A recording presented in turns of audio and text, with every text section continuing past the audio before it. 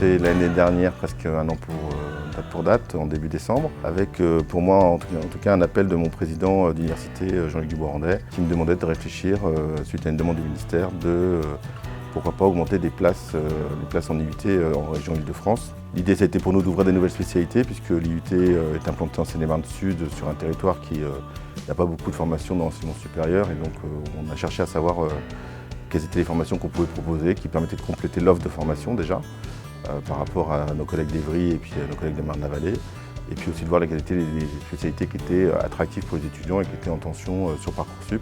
Quand on a su qu'on pouvait ouvrir ces 3 nouveaux départements, dans des nouveaux lieux, avec de nouvelles équipes, on a décidé de faire de cette nouvelle ouverture un laboratoire de la transformation pédagogique sur l'IUT et aussi sur l'université, sur l'UPEC en entier.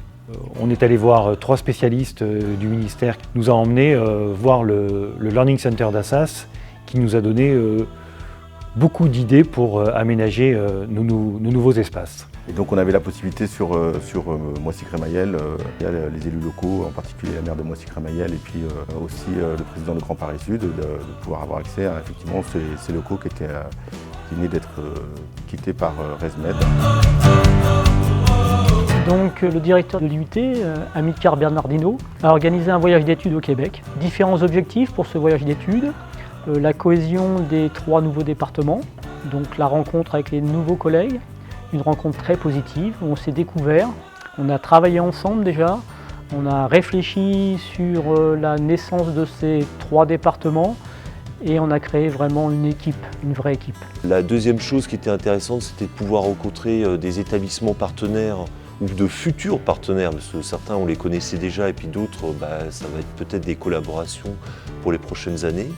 Donc ça a permis de rencontrer, pour le cas de MMI, des cégeps comme le cégep Montpetit, l'université de Sherbrooke, l'université de Chicoutimi. Et on a découvert avec ces grandes salles de coworking, des canapés, des poufs, des îlots de bureaux. Et ça donnait l'impression que les étudiants s'étaient vraiment appropriés les locaux et avaient plaisir à travailler là-bas. Les siestes n'étaient pas mal vues par exemple et il y avait vraiment une cohabitation entre différentes activités et donc je suis contente qu'ici on essaye de faire la même chose. Puis en plus on a fait vraiment une journée de team building avec des petites épreuves, des petites compétitions entre nous en équipe pour essayer de se souder les uns avec les autres. Et en fait maintenant ça se ressent au niveau du travail, c'est-à-dire qu'on se parle tous. On est tous au courant des décisions que l'on prend dans un département ou dans les départements et ça nous permet de communiquer beaucoup plus facilement.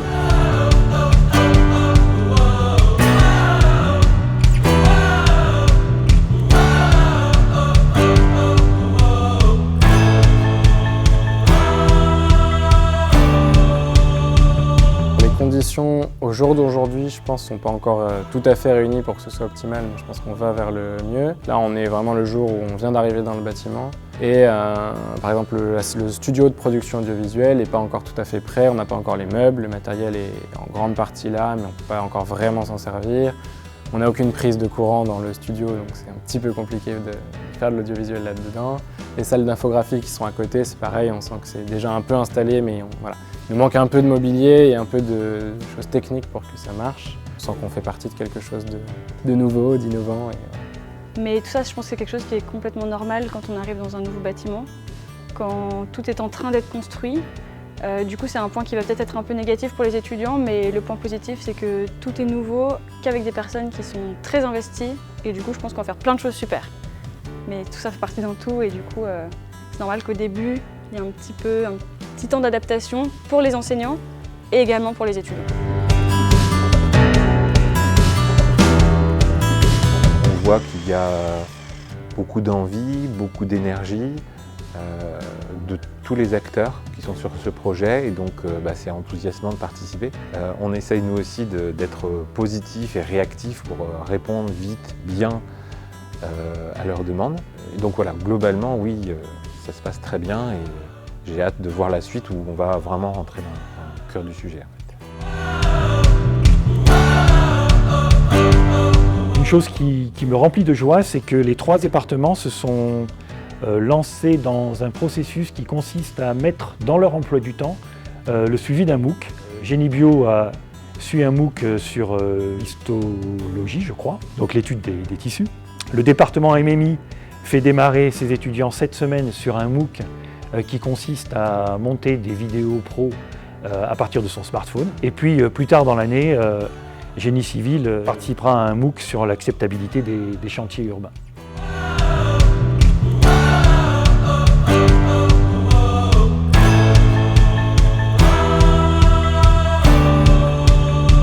De chauffage, ça pourrait être bien. Mais non, pour l'instant on est en transition et ça se passe bien. Et puis les locaux sont top, on a de l'espace, les labos ils sont géniaux. Non, pour moi c'est top. Déjà avec les élèves, pour l'instant ça se passe bien vu qu'on on a recruté certains pour nous aider dans l'aménagement.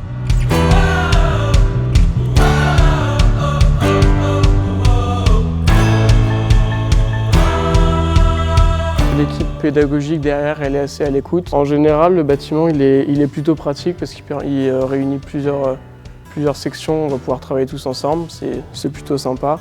Après, avec les années, ça va s'améliorer parce que pour l'instant, il n'est pas très personnel. On va dire, il est assez sobre, assez industriel. Donc après, peut-être pourquoi pas faire des projets pour améliorer le bâtiment lui-même.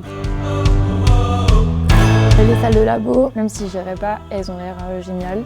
Et la salle MMI, je trouve ça génial d'avoir mis tous les murs en noir, une salle spéciale. Donc je pense que ça, on y aura accès. Peut-être pas beaucoup, mais quelques fois pour des projets. Et après, la salle commune, je trouve que c'est la mieux. Je pense que ce sera un peu cocooning, genre avec les tapis, les couleurs et tout.